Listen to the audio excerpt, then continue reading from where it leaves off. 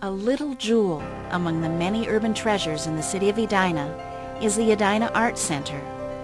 Located in a leafy city park and natural wetland area, the Art Center offers a variety of classes and events unrivaled in the Twin Cities metropolitan area. From its origin in a small country house, the Art Center has grown to include 3 painting studios, 3 pottery areas, 2 additional classrooms, and a completely equipped media services center. I thank you for coming. My name is Colin Nelson. I am also an author. My most recent book is Fallout, which is a suspense novel set here in Minneapolis. And this will also be for sale, available for sale. But instead, we're going to talk about, because you're here, to talk to Lorna Landvik. Her new book, Mayor of the Universe, has been out for Couple months. I Yep. thought it was 6. I'm sure we're going to get to this. Lorna has 8 books. This is the 9th. Yeah. 9th book out. And as I said earlier, she will be available after our talk for sales and signing to talk to you. So welcome, Lorna. Thank you. Thanks for having me. Thanks for coming. Oh, I like the whistler. For those of you that are new today, thank you for coming. If you'd like to be notified of future events or you'd like us to keep in touch with you, please write your name and your email address. We will do so. Thank you. Lorna, let me ask you, first of all, maybe because of my age, but in books like Patty Jane's House of Curl and View from Mount Joy, those are written in past periods. I think the first one is in the 40s and 50s, as I recall, and the next one in the 60s and 70s. You do such a good job of bringing me back into that setting and the time, the place. How do you do that? Well, in Patty Jane's House of Curl, that was my first novel. And I wanted to set it in a time that I grew up. So it begins in the 50s. I was born, quite late in the 50s, but So was I.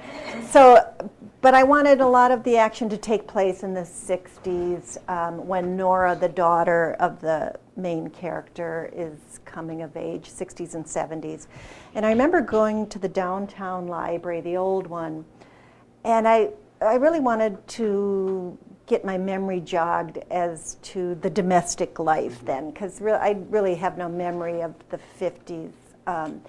So I would get magazines sent up from the dumbwaiter, in the library, like Good Housekeeping issues from 1952. Ooh, Ship and Shore blouses, 2 for $4.98. And I would go to the Nokomis Library and look at books about cars and research what were the songs people were listening to, because I really never write the kinds of books where I have heavy like military research or scientific research. I just am assuming my audience knows that I know all that, but Right. I don't want to bore you with it. So really my research is the domestic times. How did people live? What were they listening to? What was in the refrigerator? In Oh My Stars, it's set in the Great Depression, and I've always been very interested in that period because my parents grew up in that time. I always remember reading about the WPA and all the programs that were instituted to get people back to work. And so that book I really had to read a little more, but so much came from my parents' stories. And so some of the research was in the library, Yes. But you put in music. I think in View from Mount Joy, you even talk about drinking a tab. I had forgotten about tab pop. You know what, in Los Do you Angeles, still drink that? I think they outlawed it. But I was a waitress once, or many times in LA, and I waited on the brunette woman who did the tab commercials, and then she did figurine commercials. And I don't know why I thought she would think this was funny, but I served her hamburger and I said, "My shape belongs to figurines," and she was like, "Thank you." But I love that the tab and figurine spokes. Pardon me? Can you do more of the singing? Do you remember that commercial? Oh, I miss those commercials with the. You don't get good jingles anymore. No. There were so many. I'll have jingles come into my head. From days gone by. There's a scene. I want to ask you how you did the research. There's a scene in The View from Mount Joy when this bouncy cheerleader takes a hockey player, sneaks out of a dance, and they go out to this the father's Cadillac, and they're smoking marijuana out there. You wrote that so accurately. I just wonder how you did the research. I never read my books after I write them, so I don't remember that scene. But it's the writer's imagination. I can imagine what that must have been like. Same here. Yes, I know. But that was a fun book to write because I did set that in the time that I graduated high school. So the main character, he's a guy, but he is my age. And so it was really fun to remember the songs I was listening to. Where the eagle flies with the dove. That's all those songs. I heard that 4,000. Okay. One of the interesting things about that book, as long as we're talking about it, is you are writing, your protagonist is a man. Yeah. Now, in my book, my protagonist is a female. And I understand men are a lot simpler to figure out. He said it. I didn't. But how did you do that, or why? I never, the why is always unanswered for me. This guy came into my head and I thought, okay, he wants to tell the story. I don't know why. In all of my books, it's really very much a seat-of-the-pants type of writing. And I know I was talking to a woman about this being the month, write a novel in a month, and people are supposed to write a specific amount of words a day, culminating in a 50,000-page novel. And it really, that deadline frees them up to, okay, I guess I just have to write. And I have never outlined. Outlining reminds me too much of, a specific teacher who would, "You've got to outline, Lorna. What's your topic sentence?" And I would never know till I wrote, oh, that's my topic. So when these characters come into my head, I just figure, okay, they're going to tell me what they want. And in my second book, Your Oasis on Flame Lake, there are 5 characters, and they all narrate their own chapters, and 2 are men. So that was my first time writing as a man. And again, it's just tapping into that imagination, although it was helped. Anytime I write as a man, I do wear some old underwear and boss my spouse around. Yeah. Make me a sandwich. And yeah, I can't say that I've worn women's underwear. I can't say I've could help. Maybe. Now you also have, in fact, you started performing before you started writing, didn't you? Well, I've always written. To be a writer was my very first career goal, and that began in first grade when I learned how to read. I thought, after the glories of Puff and Dick and Jane, and I thought I want to create that kind of magic. Good plotting. Yes. Very good plotting in those stories. To read See Puff jump, I thought, I can see him jump. I want to do that. So I had always thought, I'm going to be a writer, but I've also always liked to perform. So I did spend my 20s in Los Angeles doing a lot of theater, a lot of comedy. I really had wanted Meryl Streep's movie career, but she was so selfish. Similar, yeah. Yeah, she was very selfish. Can you compare, or tell us about performing in comparison to writing? Which do you like better? I would, if I had to, I would rather write because you get to do everything. but I love to perform. You know, when people read your books, you can't sit beside them and, well, how do you like that? How do you like that? You know, and they may come up to you later and tell you or write you a letter, but performing, you get immediate reaction. And I like that, and I do a show every year at the Bryant Lake Bowl, January, please come. And you know, I've been in so many shows where I, excuse me, had to memorize so many lines, and I've been with Dudley Riggs and a lot of really fun people doing comedy, and I thought, what would it be like to do an all improvised show by myself? So that's what this show is, and I make it up every night, and it's real wild and real fun, and it is enhanced by a blender of margaritas that I make on stage. I always save one for me. We don't need to talk about this, but for those of us that grew up in the 60s and 70s, at one time, weren't you doing was it a talent scout for a rock band or something? No, when I lived in Los Angeles, trying to make a living as a writer and a performer, what that meant was I was asking you how you wanted your eggs cooked or temping. And one of the temp jobs was with Atlantic Records, and then they asked me if I wanted a permanent job there. So I worked there, and I really had no power, but my boss would, you know, ask me, check out this band or that. So it was really fun. Yeah. But I really had no signing power at all. I just got to go to a lot of dark, smoky clubs. Yeah. No, really, I'm responsible for the Rolling Stones. It was a really fun job. And another temp job that people always want to know about was when I worked at the Playboy Mansion. I remember that. And it was strictly clerical. But it was the only job my husband ever asked if he could drive me to on the first day. Because I worked in, you know, Hugh Hefner's mansion. And, oh, you did? Yeah, I did. On the third floor, his video room. And I just cataloged all the many videotapes, you know, including movies. And, you know, he had a vast movie, like a regular movie collection.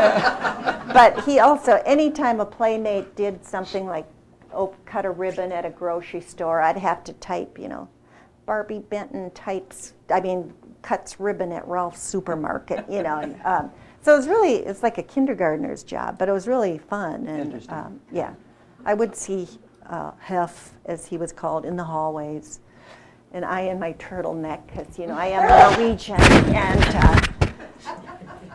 he in his silk robe with this bottle of Pepsi. How does performing affect your writing, or vice versa? There must be crossover there. I think so. People ask me if the characters that I do on stage appear in my books, and I really feel they're separate. They, you know, whatever characters I might do on stage want a voice, but they don't feel they have to have a voice in my books. But, you know, in comedy, you're very aware of the rhythm of language. Ask me why I'm such a good comedian. Why? Timing. I thought so. And so I'm very much aware of that when I write. You know, how does the sentence flow? If I have a word at the end of the sentence and it kind of feels clunky, maybe it would brighten it up if it were moved. So I think that's where it affects my writing the most, just the language and the flow of the language. So when I do stuff on stage, I'm also very aware that I want to paint pictures for people in my monologues, you know. So yeah, there's a big crossover. Well, story is powerful. I know. It's very powerful. I was just thinking about that, how I'm so curious about the world and all of us, and I know we all have our own stories, and I'm always surprised to sit with somebody and they'll tell me their story, and whoa, and then what, you know, and it brings us closer together when we hear each other's stories. How about some of the interesting things you've done in your life? Do those experiences work their way into your fiction? Sometimes, but I really write, I think, non-autobiographically. Although you'll always find candy in my books. I like candy. There's usually a Norwegian. I like to honor my people. In Angry Housewives Eating Bonbons, I did have one woman. She was an activist, a social activist, and she joins her brother on a peace march. And her brother's a Vietnam vet who's had a lot of trouble after his service, and he finally goes on this peace march. And it was the peace march that I went on, and I just wanted to pay homage to it because it was a march. We walked from Los Angeles to Washington D.C. It took us 9 months, and Wow. yeah, it was a march. And we brought our then 14-month-old daughter at the time. But they had a daycare bus, they had a school bus, they had a library, food trucks, yeah. We will have peace. Why don't you write more of that? That sounds very... Well, I wrote a nonfiction piece that was published about it very soon after the march, but I never liked to write autobiographically. It's more fun for me to just make it up. Although the book I am working on now is about a young woman doing comedy in Los Angeles in the 80s. But lo and behold, much to my surprise, she is a quarter Norwegian and a quarter Finnish, but then she's half Korean. And I think, whoa, where'd that come from? And it turns out her mother was a war bride. And but again, the places, we lived in a complex called Peyton Hall on Hollywood Boulevard that had an Olympic-sized swimming pool Johnny Weissmuller used to work out in. Wow.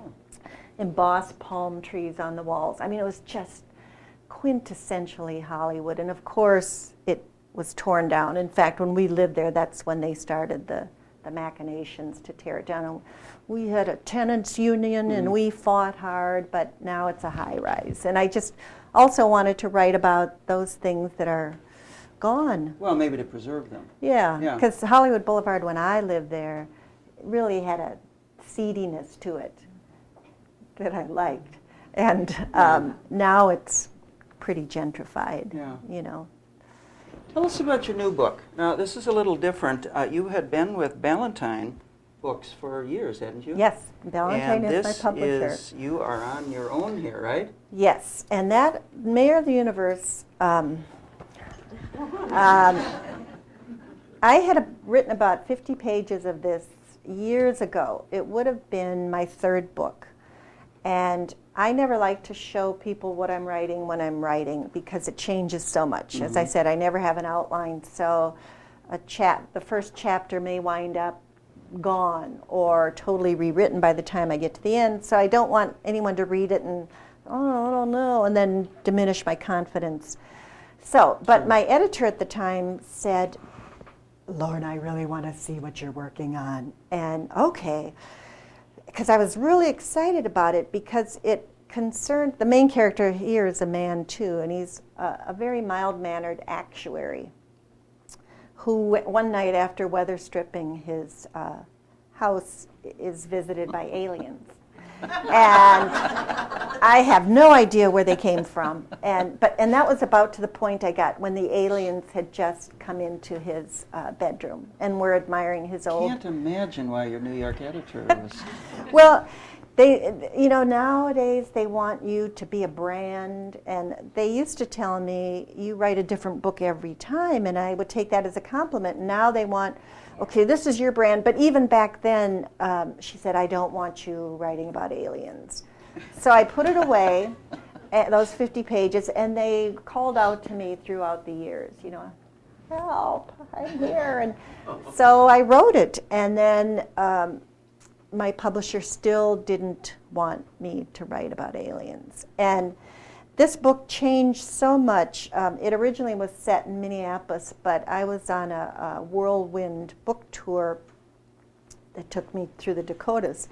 And I was in Pierre, South Dakota. It was the world tour, wasn't it? Yeah, the world tour. Yeah. I think I got as far as Des Moines, too. Yeah. But, so I was in Pierre. I embarrassed myself well, how is Pierre? So I know now it's Pierre.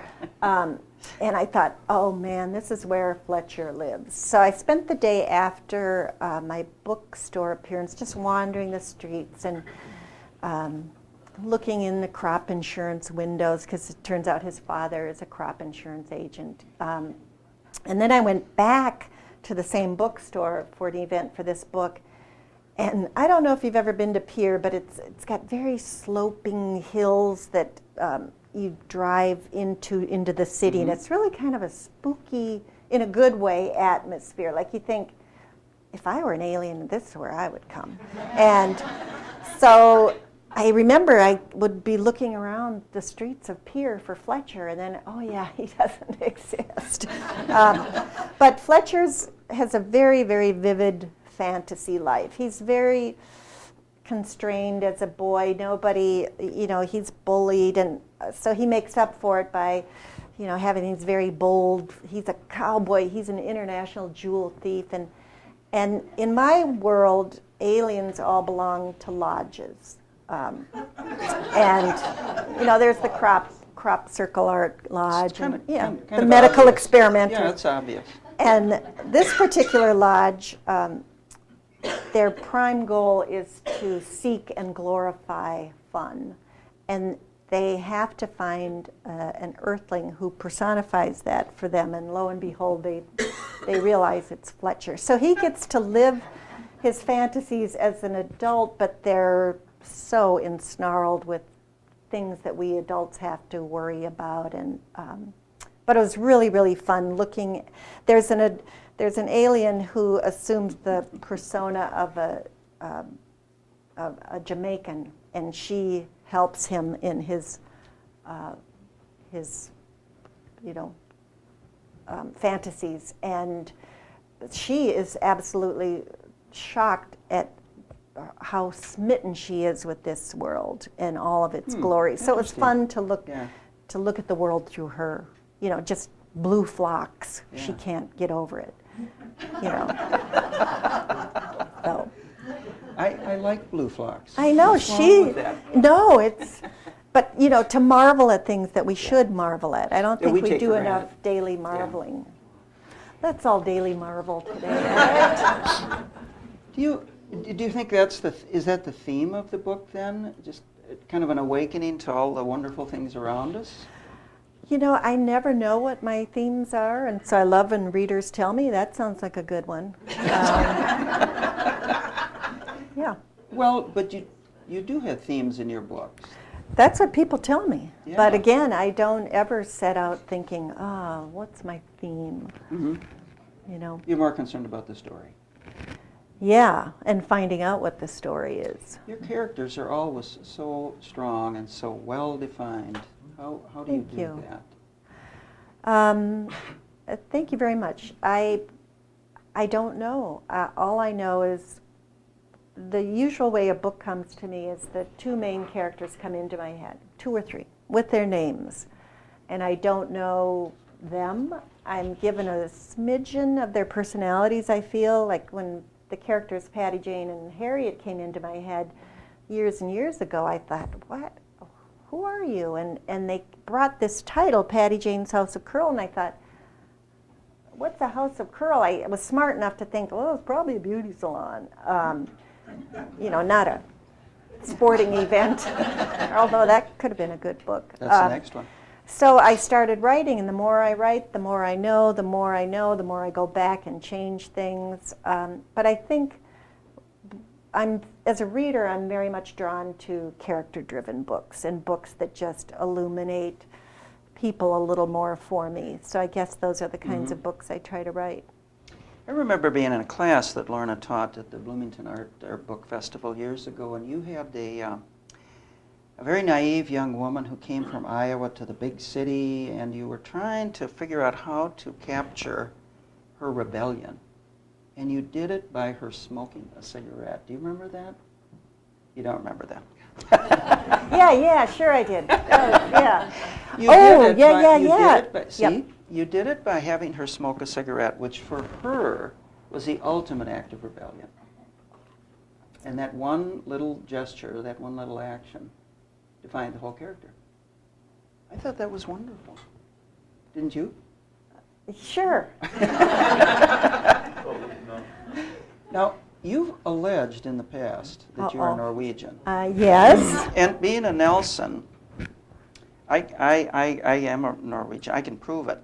For example, when my father went to war in the South Pacific, his parents took him to the train station, and instead of hugging and kissing him, my grandmother shook his hand, which proves I'm Norwegian. How can you prove it? You keep saying you are. Well, I can recite the cheer that my mother said her farm team in her North Dakota high school did. You know, it was consolidated. Luta Fisklefsa Fatiman too. We got a team that can surely beat you. There you go. I remember that. You do? Somehow, yes, I remember that. I remember being forced to eat lefse. Oh, lefse, you don't. That's That's bad. good. It's lutefisk That's that the- you yeah. need a little forcing. Forcing to do. Yeah. You you are a mother, a wife, you work. How do you fit in your writing over the years? Again, I was talking to someone earlier, and I look to my mother, who got so much done, and really it seems that the more you do, the more you get done. The more you treat the couch as your home base, which I can do, the more time seems to, Waste away. right. Yeah. So my goal is to write every day. My goal is also to exercise every day. Do I meet those goals? More with the writing. But yeah, I want to write every day. On the few days that I don't, I consider them percolation days. Mm-hmm. At least I'm really thinking about it. But really, the more I get going, the more I get done, and then that just seems to feed my energy into other areas where I might actually think, I bet I could cook for my family tonight. Who knows? So you try to write at least something 7 Every days day. a week? Or? Yeah. Uh-huh. 8 days a week. I remember that one. I write. Even if it's a paragraph? Yeah. Yep. When I wrote Patty Jane's House of Krill, I wrote it all by hand, and most of it in a local library, beautiful Nokomis library. And I would keep track of how many pages I wrote a day, because I thought, that's efficient, and I love to read about how other writers write, and because they're always so different, and it makes you feel like there isn't a prescribed way to write. Mm-hmm. But I always liked, I think it's smart to keep track, although throughout the years it's not every book at all that I keep track. But I remember writing down every day how many pages I would write, and looking back, I have 20 pages written down. And I thought, wow, and then I looked back in the notebook, and my writing was really big that day. So. Do you keep a notebook or anything? I'm thinking, again, of the variety of things you've done in your life. I always intend to keep a notebook, but I never do. I always think, oh, I'll remember that, and then... Yeah, that's the problem. Yeah. It's hard. But I guess I don't like the idea of, oh, excuse me, Yeah. I don't. Do you keep notes at home then when you have ideas, or? No. Minimally, Yeah. yeah. I know we've got writers in the audience. Could you give them any advice on how to start, for instance? I think the only way you start is to start. I have met so many people who tell me, I've taught English for years, I'm retiring next year, now I'm going to write my book. And you can always find excuses, oh, I have hip surgery tomorrow. Big deal, you write today. And I think you also have to be kind to yourself. One reason a lot of writers like to share their work while they're writing, and they find it very instructive, but I don't. And that's all right. That's how I write. So you have to find what way works for me. Would it be best for me to talk this over, and is it helpful, or am I more secretive? And you also have to know that whatever you write is not permanent. You know, it's not like this pot. It can be reshaped as much as you want to reshape it. And I think so many people are so fearful of that perfection that right. that stops them. And if you're having trouble starting, just start a little dialogue, you know, and give yourself, I know one writer who picks a word out of the dictionary, you know, malcontent. Okay, I got to write a paragraph with the word malcontent. You know, and you give yourself little fun little exercises. But, you know, and think of yourself as your own boss, and what sort of environment would make you be your best employee. You know, I'm a really good boss to myself. If there's a matinee movie that needs to be seen, I'll take the time, knowing that then I'll make up time in the night to write. But I think you have to trust whatever way you need to work, and know that there is no bad or right way. And if you're the type of person who thrives on assignments, you know, give yourself assignments, write it down. If you're a freewheeler, just say, okay, what if I started a chapter about a post office? What would that look like? And it may have nothing to do with your whatever you're intending to write, but you need to free up those wheels that might be a little clogged. Well, Stephen King, in his book, excellent book called It is. I love that book. Says give yourself permission to write a bad first sentence or a bad first chapter, which makes it easier. Yep. It doesn't have to be perfect. It won't be. No. In fact, some authors never get to very good, do they? Not you, but... What are you saying to me, Colin? Because of the new publisher with this book, tell us a little bit about the publishing world, would you? Well, I think it's in upheaval. You know, with the advent of e-book and Amazon, and I think publishers are scrambling, thinking, where are we at? I myself thought that the book was a pretty perfect product. I mean, it was portable, you could carry it, and then now people love their Kindles and their Nooks. And I love bookstores, and I love poking around in bookstores. I love libraries. So I'm worried about where paper's going. But I'm hoping that there's going to be a very nice balance. But right now I think people don't know where they're at. So many publishers are being bought by big conglomerates.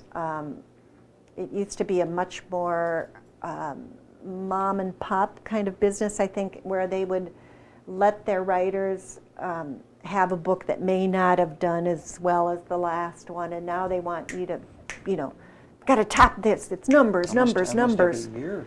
Yeah, numbers, and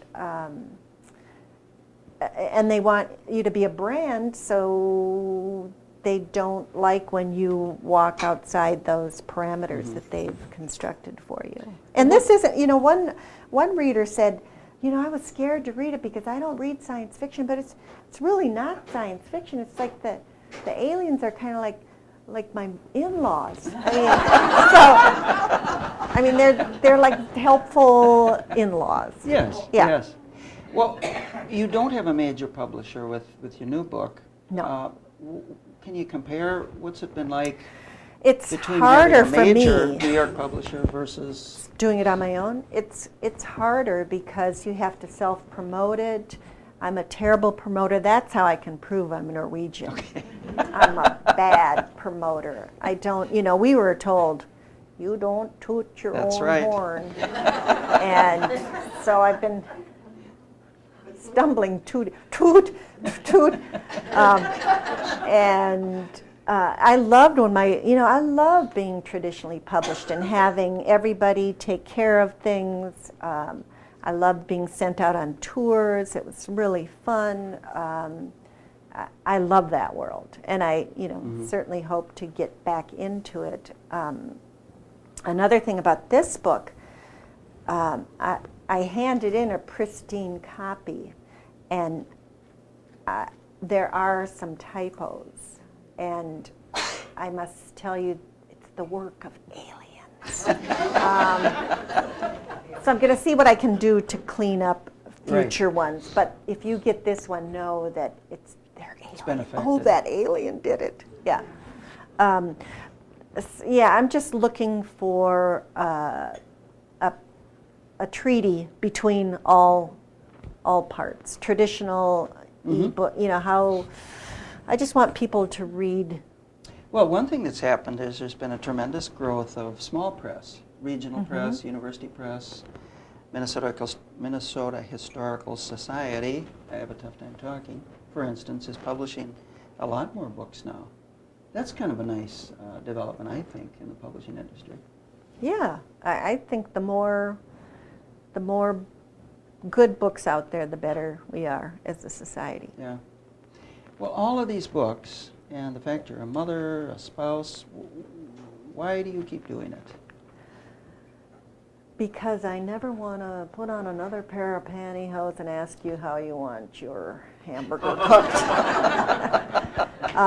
Because it's really fun. I've never tried that. It's really. I love to write. I can't see myself never not writing. What's fun about it for you? The discovery of what's going to happen, the story, getting to know these characters who just start out with a name and then become real people to me, and I get to see where they're going, and I'm continually surprised by the things that they do because I realize I don't have complete control, and that's really fun. Well, that's interesting because some authors say, I'm God, I'm controlling everything, I'm writing it. But it doesn't sound like that's the way for you. No. I'm not even a cherub.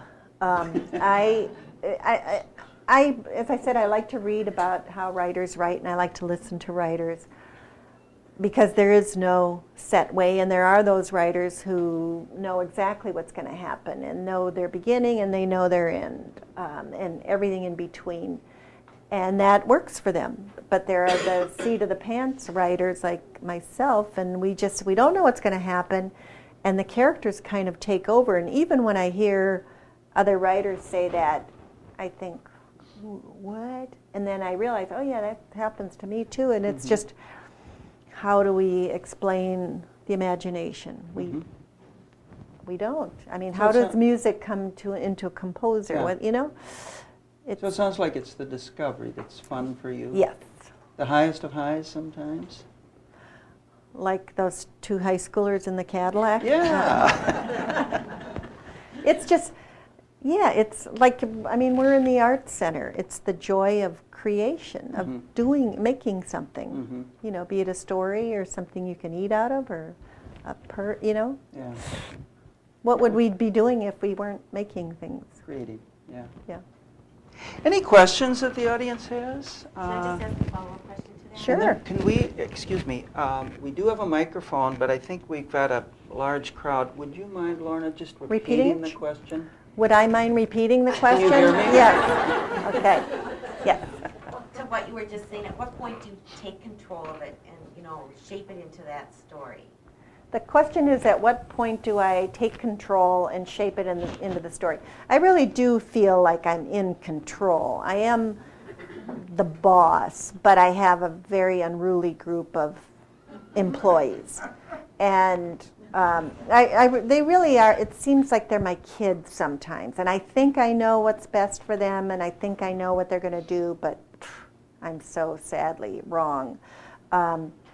But so say I think I know where I'm going. I'll use Patty Jane's House of Krill as an example. There's a character named Thor who is Patty Jane's husband, and he disappears very much in the beginning of the book, and he's racing home along the river road, and he slips and he smashes into a tree. And I think, what happened to you? And I leave them there in the snowbank, unconscious. And I think, just wait, I'll get back to you. So it wasn't until I wrote a lot more that I realized, you better figure out what happened to Thor. Oh, now I know. So then I had to go back and foreshadow. So for me, it's just, having that vague idea and writing in that direction, but then leaving myself open to the surprises of what may happen within that. And then, so my writing is always, I go forward, oh, now I have to go back. So it's never straight through, it's always, Question, Marie. Yeah. Who do you trust to read your book the first time after you've done writing? Whose opinion do you say, okay, I'm going to trust this? The question is, who do I trust to read my book once I'm finished? I always give it, I brought my own fly. I always give it to my husband, who goes in the bedroom and shuts the door and says he's reading the book, and comes out and says, I love it. And that sounds very glib, but he knows that's only what I want to hear.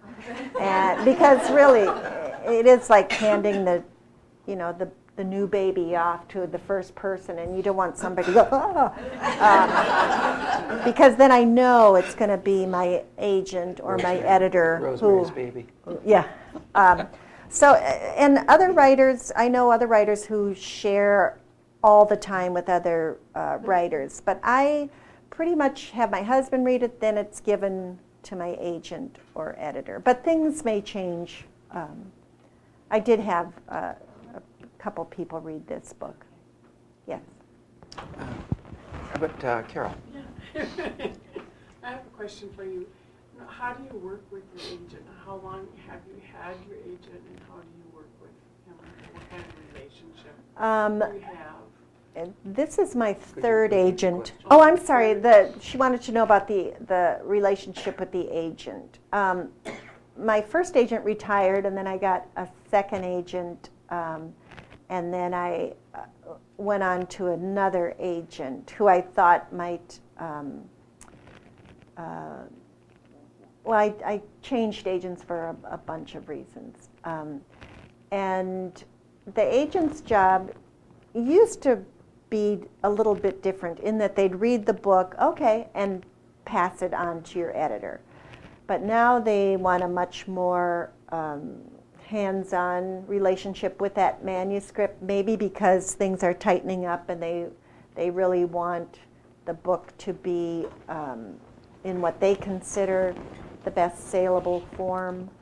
But my agents, I've had really good relationships with all of my agents, and their job is primarily to sell it, but now they're starting to get a little more editorial in dealing with you. And I've heard that from other people. I can't say that there's been a lot of editorial work from me with my agents, but suggestions, and then the editor is the one who will say, chapter 2 is a little slow. Can you think about that? And so your editor is the one who really helps you shape the book more. Barbara. Go ahead. So you talk to that person very often? The agent? You can while you're, I have a style where I don't talk a lot to my agent unless there's a book, ready. And but I know other writers who are constantly talking to their agents. I just really don't feel a need until the book is ready to go. Yes. Oh, should I have How you about pick? Barbara? Okay. Two questions. How do you know when a book is done and you stop writing? And what do you think the effect of ebooks is? I'm starting to buy books to read on my iPad, and I'm actually enjoying it because I can do it on the treadmill without the fan blowing the pages and blah, blah, blah. But I also like the feel of a book. What's your opinion opinion? The question is ebooks? how do I finish a book? How do I know it's done? And as I said, I often don't know the ending until I get there. Sometimes midway in a book, I'll sense where I'm going and what the ending is going to be, and I'll write in that direction. So I really don't know until I get there, and then I feel this is it. And then I might really try to polish up maybe that last paragraph and see how it can maybe make a circle with the beginning of the book. But as a reader, I love a prologue and an epilogue. So I often find that I'll write an epilogue too, and as well as prologues. But epilogues give you that little P.S. to your letter. You're not quite ready to go, so, oh, P.S., this happened too. Yeah. And the effects of ebook on reading, I don't know. I know a lot of people who love their iPads and reading devices. I don't know what'll happen. I don't know, what it's going to be like in 10 years. I couldn't have predicted 10 years ago that all the changes would have happened. The e-book is the fastest growing segment of the publishing industry, and hardbound, actually, I think sales are declining for hardbound books, new books. But e-books are booming. Yeah. One of the issues that I notice with ebooks is that you don't share. Okay, at our house, if there's a book lying around, everybody picks up the book and reads it. If you have an ebook, it's on your ebook, and you don't share. So I think one of the unfortunate side effects might be that not as many people read your books. Mm-hmm. That's a very interesting point. Back way in the back. I have two questions. Is the length of your book an issue for you? Is the length of my book an Or is issue that for me? too restrictive? And the second question is, do you audition loosely, for your book cover?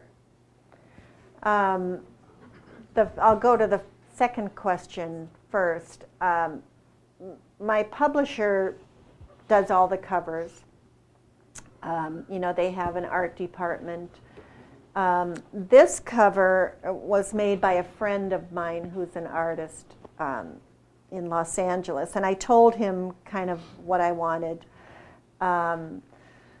So that's about as far as I go, auditioning. When I'm traditionally published, I have cover approval, but that often means that I'll acquiesce. And the first question was about the length of a book. I've never been given any set parameters. You have to... No, I mean in your own mind. Oh, no, I just let the story tell itself out. I think my probably biggest book is maybe Oh My Stars. That's about 400 pages or something. The story determines that, not me. I'll let you pick. How about right here? I'm wondering about the book that you self-published. Who did you use to do that? I had gone to a seminar with some other writer friends, and we were, seeing all these changes in publishing, and so we were curious. And then there were two people conducting the seminar, and after another writer friend of mine used this particular woman, I approached her, and so she did the formatting and everything. And you can do it alone if you're smart enough or willing enough, and really my daughters look at me when I ask them computer questions like, Mom, it's embarrassing. And so I did have somebody do all the formatting and deal with the submission and all that sort of stuff. Well, and it's important too, if you're self-publishing, all the things you just talked about, the editing, the agent, all of that, you've got to do, or hire someone to do, right? Right. Yeah. Did you use Amazon? For the Create Space, yeah. And then I think book baby for the ebook. I'm still not really clear. It's I'm really ugh. Right here. Ma'am, yeah. Talk about your training or your background, or did you have a mentor? My training, I really believe, has just been my love of reading and having read voraciously throughout my life. I would say my 6th grade teacher was the most instrumental to my writing career in that he believed I could have one, and he would send my poems to a radio station, and he wrote in my little autograph book at the end of the year, "Best of luck for a fine literary career," and I never forgot those words. And but I think really being a big reader, and sitting down and just when I finish a book I've really liked, just thinking, why did this captivate me so much, and how can I try to captivate people? So yeah, it's pretty much from being a reader. I can't remember what author said this, but said the best advice for being a writer is read, read, read. Right. A lot of different things, not just your own genre. Sir, But wait a minute. You can go on. Go ahead. Well, she was saying, read, and then our EED, her boyfriend. Maybe. Okay, sorry. Sir, in the back. Your words are very powerful. They stir imagination as we speak, even, and they really tickle the imagination. And have you ever tried to write poetry? And then, if you don't want to answer this question, I get another question. Your characters come to you in dreams. Sir, you have such an intriguing accent. I'd like Well, to... have you ever written poetry? Have I ever written We're what? just about done. Have I ever written... Poetry? I've written some poetry, but I would not really want to share it with the world. But I try to write poetically. I try to write fiction, my prose. I don't want to, use cliches. I want to present things maybe in new ways if I can. So I'm very aware of the poetry of language. What was your other question? If your characters come to you in your dreams. Oh, I don't know if they do, because I have very vivid dreams and then I forget them all. But I remembered this morning, when I woke up, being struck at the vividness of my dreams, but now I couldn't really tell you what I dreamt of. But they will come to me, like if I'm walking my dog or sitting on my front porch, and they're suddenly in my head. So who knows, maybe my mind is in a little bit of a fugue state at that time. I don't know. I can be driving on Crosstown and I'll think of, somebody will come into my head. So maybe I'm driving half asleep or so. I don't know. Other questions? Yes. In one of your answers, you talked about working with your publisher in terms of selling. Like when you finish the book, then they work on trying to sell it or create it so that it can sell.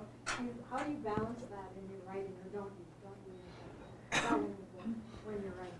How do I balance the promotion of a book? Well, do you think about trying to sell it while you're writing it, or do you just forget that? No. If I did, I don't think I'd write the kind of book that I want to write. Of course, my goal is to sell 1 billion copies, because that would be really fun. And I could afford this bridge that I need. But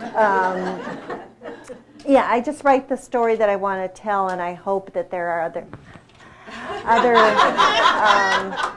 I hope that there are other people who feel the same way. Again, I really approach my writing as a reader. And if I'm in a scene that's, let's hurry this up, I realize, oh boy, that scene's got to go or needs severe editing. But once it's out, then I probably start thinking of the business side more, you know. Yes, Marilyn.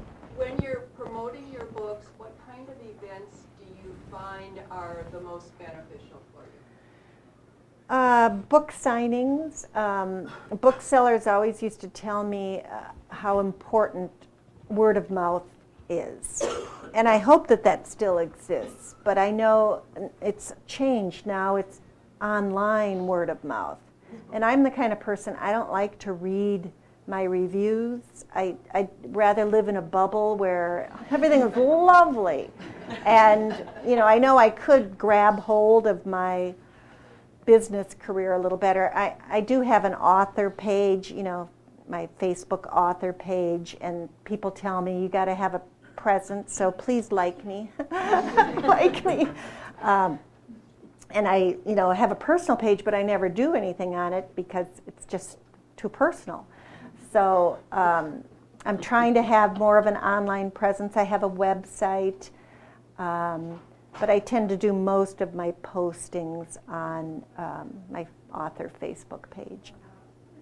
But it's a new world, and I realize you can be old-fashioned because that's your personality, but then you also realize it may be at your peril that you cling to the past. But I like the days of when I think of growing up, and I got out of a lot of trouble with the excuse, but I didn't have a dime, to make a phone call. And now everything is so instantaneous, and I just like a little more freedom. And as you said about ebooks and sharing, it seems like that's such a good point, because an ebook is more about you and taking your way out of the community, whereas if you're reading, you might have someone on the bus. Oh yeah, it's it, And so I just think we need to figure out how are we all together in this world. And I may be talking, going on and on, but I was driving and I saw somebody sitting in this little recess of a building, just sitting there, looking very contemplative. And there was no iPhone or anything in this person's hand. He was just sitting there, and it just looked so odd to have somebody just sitting there thinking instead of, isn't that weird? I know exactly what you're saying. People Oh, don't in have our time to day, think. Colin! Oh. I was born after you, though. No. Yes, sir. Question. Hey, I'm wondering, listening to you, and I'm wondering if you is writing your main job? Do I make a living out of writing? Yeah. Some years, a good living, some years, well, yeah, let's go out to dinner, you buy. So, yep, I've been able to make a living, so I'm very happy about that. So then, because I was going back to the question about how do you start the book and why do you start it? You don't have any, let's say, any outline, you don't have any characters, you don't have any purpose, you don't have anything. That's what I heard from you. So why in the world do you write a book? I'm leaving. You've been caught. You've been caught. I do have things when I write. I have the main characters in my head. They bring me the title, which is very polite of them. So I'm given a vague idea of what the book is about. And then what I have is my imagination and the knowledge that I'm going to find out. And that's what propels me. If I had an outline, it would be my personality to just, well, I don't agree with that. I'm not going to write that. I would rebel against that outline. But for me, it's the need to know what happens, and that's strong enough for me to keep going. And And I'm sorry if that's so. Well, Stephen King. Then it is conceivable that you could start a comedy and end up with a horrible tragedy. Well, it's true. And in my books, tragedies do happen because I write about life. I think my outlook on life, I look at life with a sense of humor because I found it's just a really good way for me to get through life. And so my books tend to have, a more comic tone, but I do write about everything that happens in life, and that includes death and tragedy. But I wouldn't want you to read one of my books thinking, this is a tragedy.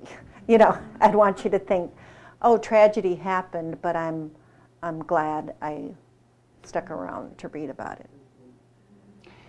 Stephen King uses, we'll go back to that book he wrote on writing, he uses something similar to what you do. He said that it's like a pile of sand, and as he's digging down, almost like an archaeologist, the story appears. That it's buried under the sand. He just has to get the sand moved away to find the story. That's a good analogy. Yeah. You see, I'm a lot like Stephen King. Or Michelangelo. Or Michelangelo, that's right. I think Tina Fey. Me and Mike. Leslie. Lorna, have you always been funny? Did you grow up as a funny child? Were you an She's Norwegian. Hey! Oh, not weird. That's what people around the country, I have heard people at my readings come up to me and they'll say, I really enjoy your books. They're really funny, and I find you funny. And I'll say, well, thank you. And they'll say, but you're Norwegian? like the two can't meet. And I have a lot of funny relatives, and some by choice.